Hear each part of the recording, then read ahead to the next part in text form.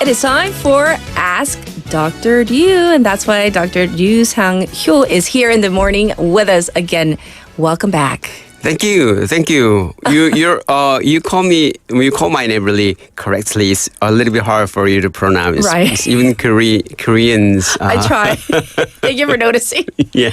Right. So today's text topic is all about driving. So do you remember when you got your driver's license, how old you were? Oh yeah, it's totally drove me crazy off the wall. Really? I was just kidding. Okay, I was gonna say.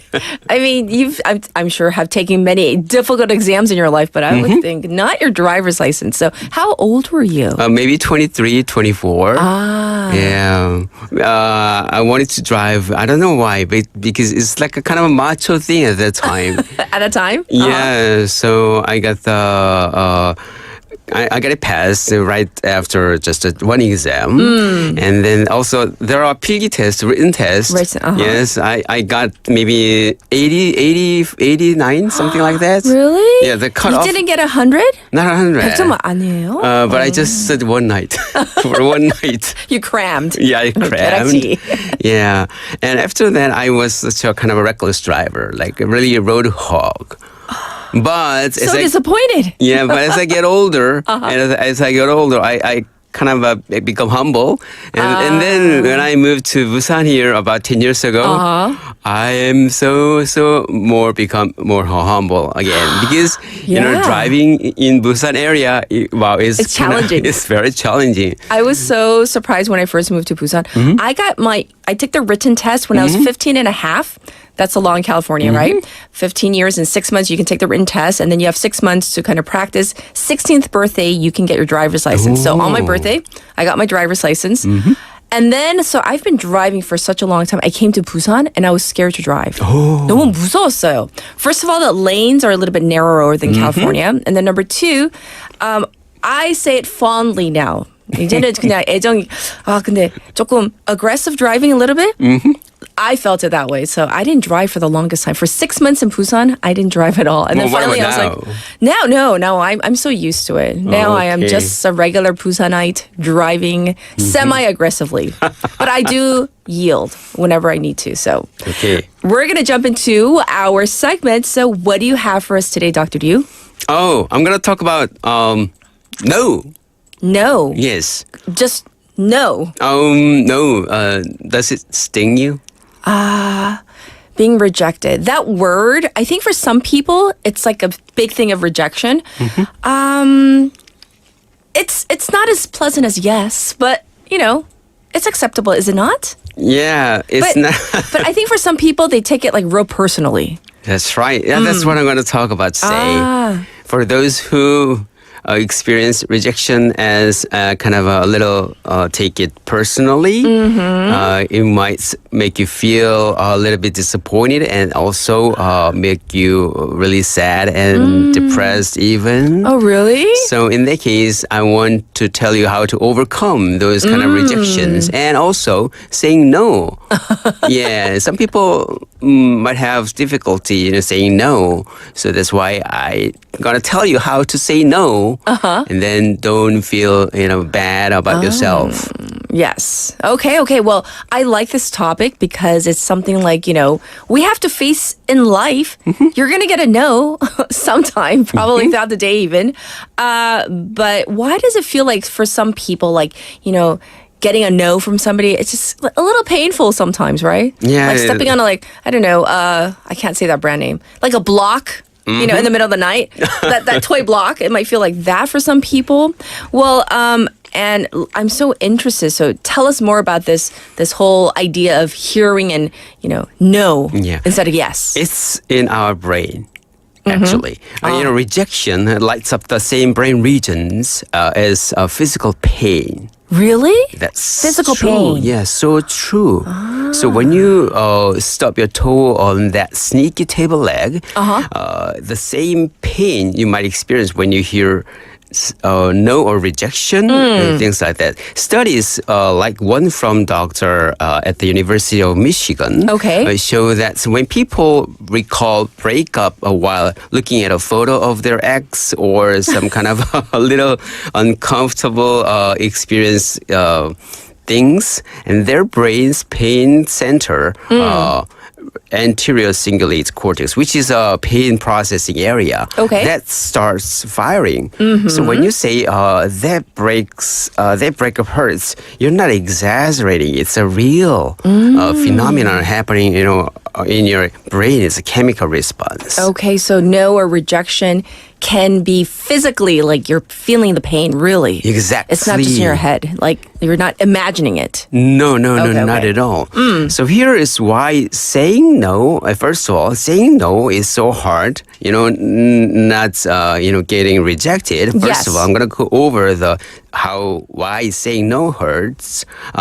It's backed by a science. One reason is fear of breaking bonds. 즉 관계 단절에 대한 두려움이죠. Human beings are wired for connection. Yes. It's in our DNA from our days in tribes. So saying no feels like risking a relationship. Your brain might feel like, if I say no, well, will they stop inviting me to that hangout at nights? So, that's true. Because you're like, if I say no, sometimes you feel kind of obligated. Like, 가야 되나? But sometimes you're just so tired, or you don't, for whatever reason, you don't want to go. Right. That's right. That reason. Another reason is good person myth. 착한 사람 신드롬. Yeah. 진짜 착한데요. I hear that many times. Yeah. It's so true. Especially here in Korea, the collectives, the cultures like Korea, we are taught being nice means sometimes always saying yes. So if you say no, you might worry that you're being selfish or rude, even if you're just protecting yourself and your time. And the third reason is guilt overload. Some people say it's bad, like 죄책감 때문인가?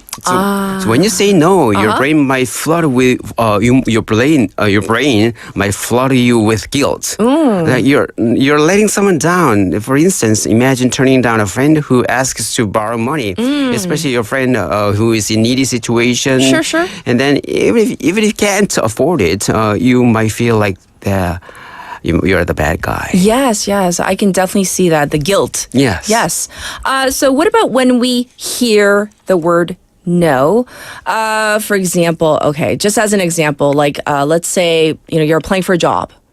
And it's like, really difficult, the job market out there right now. And then you get that email saying, thank you for applying. They always say, thank you for applying. However, if you see the however, it's like, okay, so I didn't get the job, right? Like that rejection, like some people might feel like, like a punch to the gut. It's like painful, right?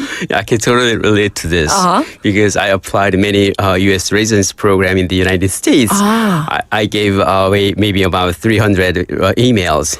300. Yes. And I got only 7 invitations. So all the rest of them are rejections. 293. Maybe. Rejections, yes. Anyhow, the reason why it hurts is because our brain often blur the line between rejection of the idea and then rejection of us. For instance, let's say you pitch a new project at work and your boss might say, no, it's not feasible. But one time, it's okay. But if you kind of consistently get rejected, your brain might twist that info. I'm not good enough, and things like that. This is especially true when you face repeated rejections, like being left out as a kid or ghosted in the past relationships. Those experiences make your brain extra sensitive to no. I'm sure. I mean, like, even as our 예지 PD님 saying, 진짜 계속 거절당하면 그게 좀 뭐랄까 이제 위축되고, like you just feel like so small, such a small, like you feel yourself like getting smaller, and rejection, it can be difficult, no? Yeah? 맞아요. 정말 어렵죠. 네. 그래서 여기 so I'm gonna say two things. The key takeaway. Okay. First of all, saying no doesn't make you a villain. First Okay. of all, Good. it's about setting boundaries. It's Okay. for better, healthier relationship with the person you talk to. Sure. And the second is hearing no doesn't mean you are unworthy. It might just mean the timing or fit wasn't right at that moment. Okay. So it doesn't depreciate your value. Okay, well, those are two things that we can keep in mind, even as you're saying no to somebody. You know, you're not bad. And hearing no does not make you unworthy. So let's keep that in mind. So, I don't know. This whole idea of like, oh, don't take it personally. I think it's so much easier said than done, though. Yeah, some people think that way. Me too. Yeah. Let's try a quick reframe. Okay. So I'm gonna tell you how to overcome this kind of hurtful or 현타 오는.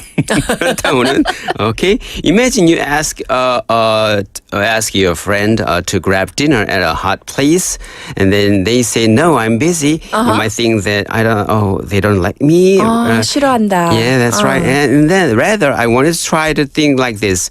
They've got their own stuff going on. Maybe they're swamped with work. Yes. Yeah, that kind of shifting can save you a lot of heartache. So I want to read this one message because it's related to this. So this is from 락원 지상 웨이버.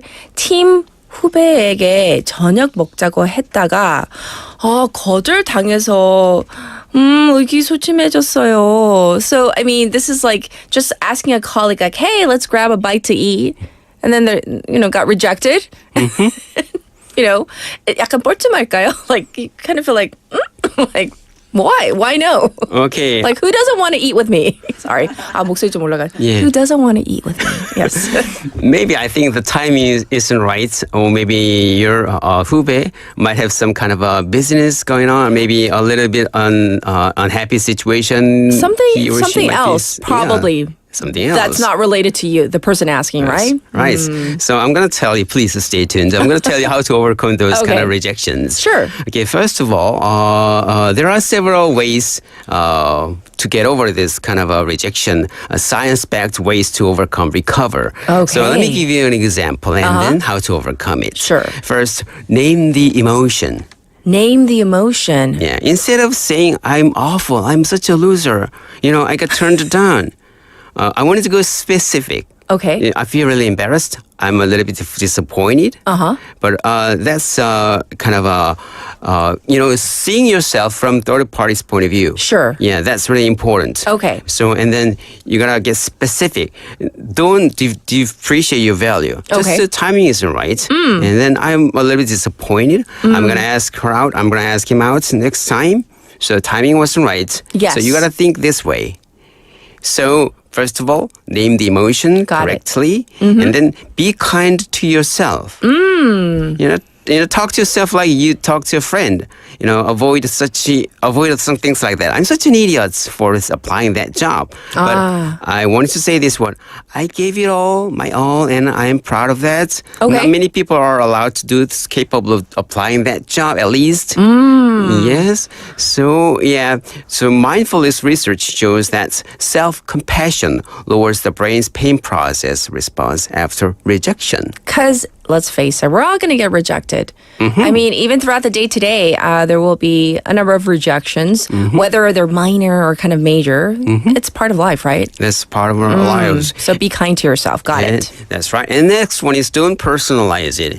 Yeah, it's kind of easier said than done. 근데 우리 다 약간 이렇게 소심할 때는 Yeah. you take it personally, right? Like Umberto says, nah, that friend doesn't get any more invites. Next friend. He's taking it real personal, right?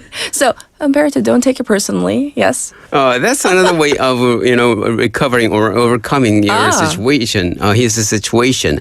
But anyhow, don't personalize it. How to not too personalize it is, let's say if you pitch a new menu or idea at your working place, your boss might say no. In that case, instead of thinking that I'm terrible at this, Okay. just try to think like this. The timing wasn't right for that idea. So studies have shown that people who blame timing or fate recover faster. Yes. All right, and next, what do you think is important also? Yeah, write a self-affirmation letter. Yeah, write down 3 things that you love about yourself. Even there's a song "Love Yourself" by BTS. Yeah, that Sure. saves a lot. That song saves a lot of people actually. Yes. So, and also reconnect with supportive groups.